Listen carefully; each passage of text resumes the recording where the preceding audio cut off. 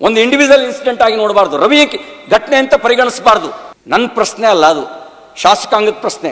City Ravi ಇವತ್ತಿರ್ತಾನೆ, ನಾಳೆ ಹೋಗ್ತಾನೆ. ಸಭಾಪತಿಯರ ಅನುಮತಿ ಪಡೆಯದೆ ಸದನದೊಳಗೆ ದಸ್ತಗಿರಿ ಮಾಡತಕ್ಕದ್ದಲ್ಲ. ಇದನ್ನ ರೂಲ್ಸ್ ಬುಕ್ ಯಾರು ಮಾಡಿರೋದು ಸಭಾಪತಿಗಳೇ? ಈ ರೂಲ್ಸ್ ಬುಕ್ಕಿಗೆ ಏನಾದ್ರು ಮರ್ಯಾದೆ ಸಿಗ್ತಾ ಡಿಸೆಂಬರ್ 19ನೇ ತಾರೀಕು? ಮತ್ತೆ ಇನ್ನೊಂದು ಸಂಗತಿ ನಾನು ಕೇಳೋದಿಲ್ಲ, ನನ್ನ ಪ್ರಶ್ನೆ ಅಲ್ಲ ಅದು, ಶಾಸಕಾಂಗದ ಪ್ರಶ್ನೆ. ಸಂವಿಧಾನ ಶಾಸಕಾಂಗಕ್ಕೆ ಒಂದು ತಂದೆ ಆದಂಥ ಒಂದು ಅವಕಾಶನೂ ಕೊಟ್ಟಿದೆ, ಇಮ್ಯುನಿಟಿ ಕೊಟ್ಟಿದೆ. ಈ ಸದನಕ್ಕೊಂದು ಇಮ್ಯುನಿಟಿ ಕೊಟ್ಟಿದೆ. ಸಿಟಿ ರವಿ ಇವತ್ತಿರ್ತಾನೆ, ನಾಳೆ ಹೋಗ್ತಾನೆ. ಕರ್ನಾಟಕದ ಈ ಶಾಸಕಾಂಗ ಮತ್ತು ಸಂವಿಧಾನ ಶಾಶ್ವತವಾಗಿರ್ತಕ್ಕಂಥದ್ದು.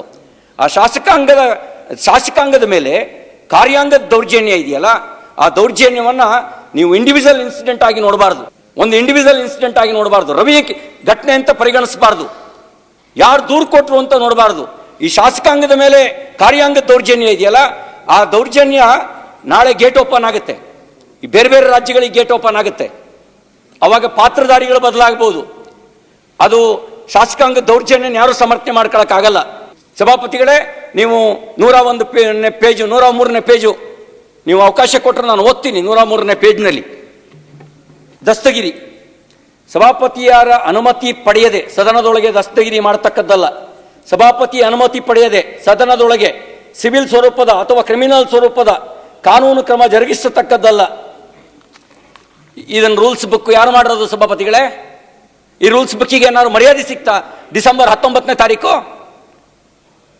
ಯಾರ ಮೇಲೆ ಬೇಕಾದ್ರೂ ಇರ್ಬೋದು, ಪಾತ್ರಧಾರಿ ಯಾರು ಬೇಕಾದ್ರೂ ಆಗ್ಬೋದು.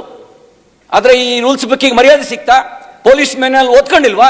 ಏನ್ ಕ್ರಮ ಆಯ್ತು ಅವ್ರ ಮೇಲೆ? ಅದನ್ನ ಸಮರ್ಥನೆ ಮಾಡ್ಕೊಳ್ತೀರಾ?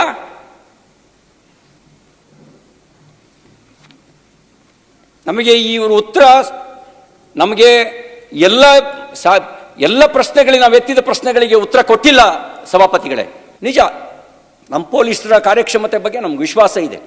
ಅವರಿಗೆ ರಾಜಕೀಯ ಒತ್ತಡ ಇಲ್ಲದೆ ಇದ್ದರೆ, ಮುಕ್ತವಾದ ಅವಕಾಶ ಕೊಟ್ಟರೆ ಅವ್ರು ಖಂಡಿತವಾಗಿಯೂ ಕೂಡ ಅವ್ರ ಸಾಮರ್ಥ್ಯವಂತರೇ, ಅವ್ರು ಮಾಡೇ ಮಾಡ್ತಾರೆ. ಅವರು ಈ ಸದನದ ಗೌರವದ ಪ್ರಶ್ನೆ ಅದು. ಈ ಸದನದ ಗೌರವವನ್ನು ಕಾಪಾಡೋದು ಪ್ರತಿಯೊಬ್ಬ ಸದಸ್ಯರ ಒಂದು ಹಕ್ಕು ಮತ್ತೆ ಜವಾಬ್ದಾರಿ. ಇವತ್ತು ಅದಕ್ಕೆ ಸರ್ಕಾರದಿಂದ ನಮಗೆ ಉತ್ತರ ಬೇಕು. ಯಾಕೆಂದ್ರೆ ಶಾಸಕರ ಮೇಲೆ ಆಗಿರತಕ್ಕಂಥ ಪೊಲೀಸ್ ದೌರ್ಜನ್ಯವನ್ನ ನೀವು ಯಾವ ತರ ಸಮರ್ಥನೆ ಮಾಡ್ಕೋತಾ ಇದ್ದೀರಾ, ವಿರೋಧ ಮಾಡ್ತಾ ಇದ್ದೀರಾ, ಆ ಪೊಲೀಸ್ ಅಧಿಕಾರಿ ಮೇಲೆ ಏನ್ ಕ್ರಮ ತಗೋತಾ ಇದ್ದೀರಾ ಅನ್ನೋದನ್ನ ಸ್ಪಷ್ಟಪಡಿಸಬೇಕು ಅಂತೇಳಿ ಈ ಸಂದರ್ಭದಲ್ಲಿ ನಿಮ್ಮ ಮುಖೇನ ಮಾನ್ಯ ಸಚಿವರಲ್ಲಿ ನಾನು ಕೇಳಲಿಕ್ಕೆ ಬಯಸ್ತಾ ಇದ್ದೀನಿ.